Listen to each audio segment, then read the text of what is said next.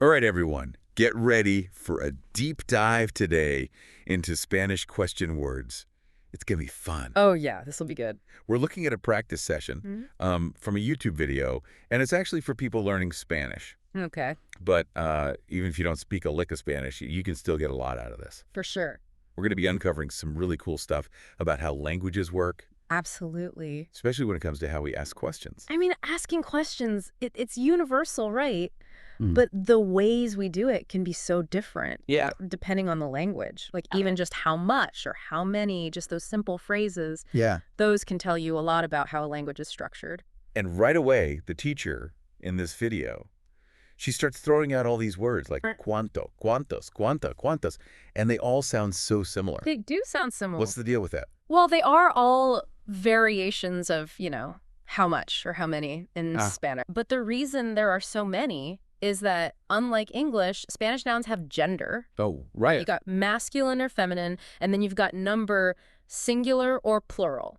So the question word. Okay, It has to match gotcha. the noun that it's asking about. So it's like Spanish is packing all this extra information All right. into these tiny question words. Like we might need a whole phrase in English to say what Spanish can do with just cuántos or cuánta. That's a great way to put it. Languages can be incredibly efficient with how they convey meaning. That's so cool. Okay, so can you give me some examples from the exercises? Yeah, absolutely. So in one, the teacher asks, ¿Cuánta gente había en la asamblea? Okay. And that means how many people were at the assembly. Now, gente means people, and it's a feminine noun, so Yeah. that's why we use cuánta. Right. Then there's ¿Cuántos amigos de verdad tienes? Which is how many true friends do you have? And amigos, meaning friends. Yep. That's masculine and plural, so we use cuántos. It's like each question word is this little puzzle piece. Haha. And it has to fit perfectly with the noun it's asking about. Yeah. It makes me think about how English has like fewer for countable things Right. and less for things you can't count. Like those tiny differences, those can really trip you up in another language. Oh, absolutely. And that's a really good point because language isn't just memorizing words. Yeah. It's about understanding the logic, the structure underneath it all. Totally. Okay, so let's move on to this challenge of turning statements into questions. Sure. I was watching how the teacher just flipped those sentences around, and I was like, whoa, that was smooth. It's a skill. It definitely takes practice. Yeah. But you start to see the patterns after a while. For example, you take the statement, este coche cuesta 30,000 euros, Okay, which means this car costs 30,000 euros. gotcha. Now, to make that a question, you just add cuánto at the beginning. Okay. And you got to switch the word order around a little. So it becomes, ¿Cuánto cuesta este coche? How much does this car cost? It's like almost like a dance or something. You know, you have these steps that you follow, Right. and if you get them right, Yeah, you create this beautiful sentence. that's a great analogy. Yeah. And the cool thing is the video actually shows a few different ways Oh, really? to ask the same question. And that happens a lot in languages. There's rarely just one right way to say something. Yeah. But understanding those little differences in how you say things, Uh-huh. that's really what makes someone sound fluent. Oh, okay, that's interesting. Okay, so there's this one word that keeps popping up, Okay. and I'm already sensing some mystery around it. All right. What is it? It's como. It's like everywhere in these exercises. Oh, yeah. Como is a fun one. It usually translates to how, Right. but the thing is it can change its meaning depending on what it's asking about. Okay, so give me an example. How does como change its disguise, so to speak? Well, you might ask, ¿Cómo has venido? Okay. Which means, how did you come? So here it's asking about the way you traveled, the method. Right. But then you've got, ¿Cómo es el primo de Juan? Okay. How is Juan's cousin? And now we're talking about personality or appearance. Oh, You want a description of the cousin. So como is like this chameleon, Ah, yeah. blending in with its surroundings. It sounds like paying attention to the other words around como is key. Got it. The other words in the sentence, Yeah. especially the verbs, they give you the clues Okay. to really unlock the true meaning of como. Awesome. And speaking of words with multiple personalities, Yeah. let's talk about porque. Yeah. This one really had me confused at first. Ah, yes. Porque has two sides to it. Right. It can be written porque with an accent mark, which means why, Right. or porque without the accent mark, meaning because. Okay. That little accent mark and the spacing, Uh-huh. that's what tells you if it's a question or not. It's amazing how much meaning can be Yeah. packed into this tiny little accent mark. It really is. I bet native speakers don't even think about it. Yeah, probably not. It's like second nature to them. Just like how we naturally stress different syllables in English. Oh, right, right. Depending on whether we're asking a question or making a statement. Yeah, yeah, Like, you're going to the store versus you're going to the store. totally. Can we hear some examples of this in action with por qué? Of course. The video has the question, ¿Por qué no comes nada? Okay, Which means, why don't you eat anything? gotcha. And the answer is, porque me duele mucho la barriga, because my stomach hurts a lot. I can hear how the emphasis changes between por qué and por qué. It's like a little musical cue Yeah, it really is. hidden within the language. It's fascinating how much we take for granted in our own languages, you know? Yeah, absolutely. Every language has all these little things that make it so unique and rich. Okay, and another thing I noticed was how Spanish makes negative questions. Oh, yeah. With por qué, it seems so streamlined. It is. Instead of needing a separate word for not, Spanish just puts no right after por qué. Okay, So you get questions like, ¿Por qué no te pones gafas? gotcha. Why don't you wear glasses? Or, ¿Por qué no cenas antes? Why don't you have dinner earlier? It's kind of like saying why not in English, right? Exactly. Languages are always finding these shortcuts Yeah. to say common things. It reminds me of how we contract do not into don't. What other examples like that can you think of? I don't know off the top of my head. It's funny, we don't even notice these patterns Right. until we see them in another language. Totally. Hmm. Okay, so there's this exercise in the video where you have to choose Okay. between por qué and cómo Mm-hmm. to ask the right question Yeah. based on what kind of answer you're looking for. Right. It seems like there's like a deeper concept at play here. Absolutely. There's a key difference between those two. Okay, what is it? Questions with como, they're usually looking for descriptions, like how something is done. Whereas por qué questions, they're digging for the reasons, the why behind something. I see. So you have to figure out what the goal of the question is. So cómo paints us a picture, Yes. and por qué digs for an explanation. Exactly. That's a great way to put it. Okay, I like that. Yeah. Can you give us some more concrete examples just to Sure. really drive it home? All right. Let's say you ask, ¿Cómo viajas? How do you travel? Okay. Now, you're looking for a description, right? Do they take the train? Do they fly? But if you ask, ¿Por qué te han despedido? Why were you fired? Oh, okay. You're looking for a reason. Did they mess up? Right, right. Was there downsizing at the company? Something like that?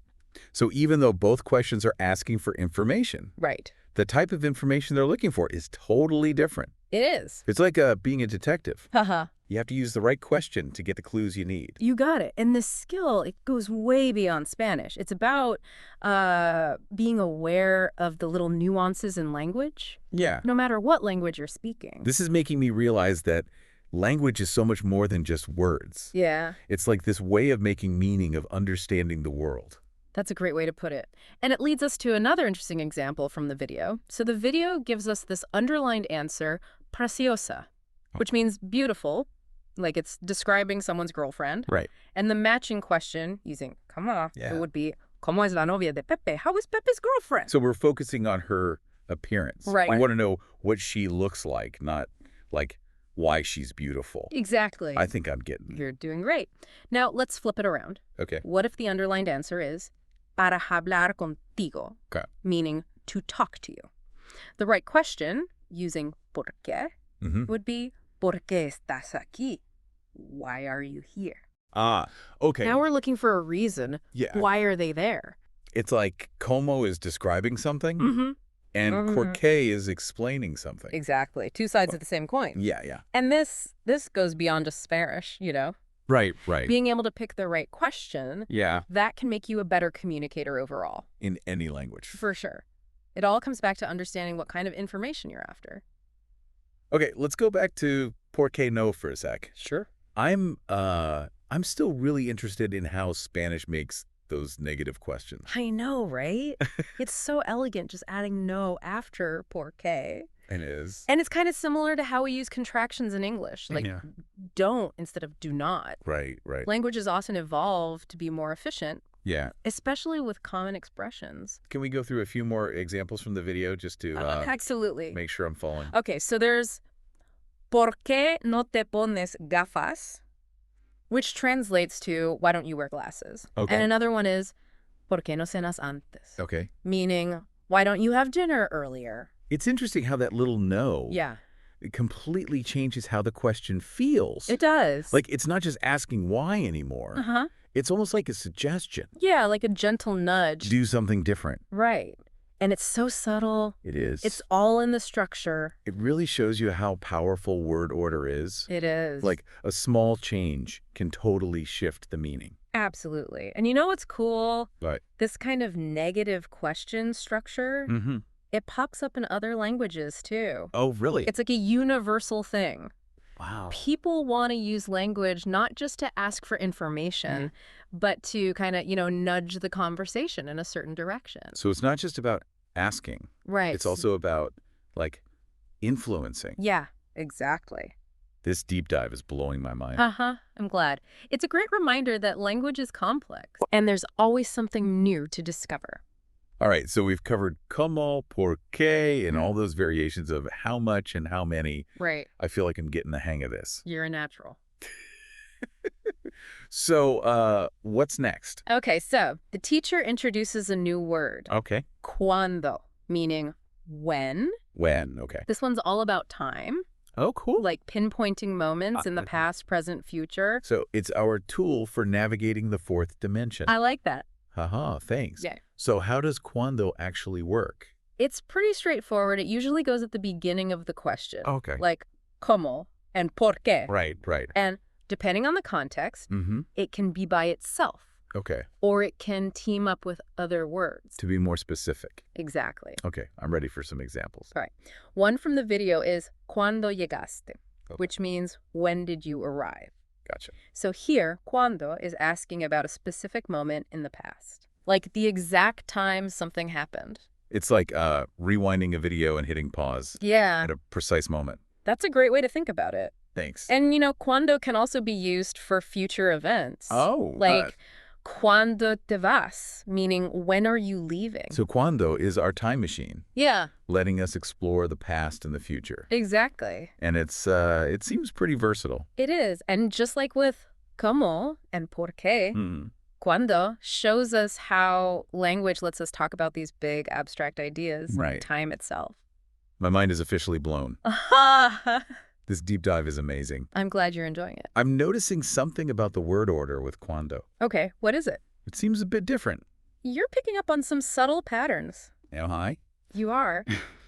In Spanish, the usual word order for a statement is Yeah. subject, verb, object. Okay. But in questions, especially with cuando, Yeah. you often flip it. So it's verb, subject, object. You got it. So instead of saying you arrived when, Mm-hmm. it's arrived you when. Exactly. It's a small change, but it's important. Yeah. It's one of those things that tells you you're looking at a question. Makes sense. And it shows how each language has its own grammar rules Right. that shape how we use it. It's like learning a new dance. It is. You got to learn the steps to move gracefully. And the more you practice, Yeah. the smoother you get.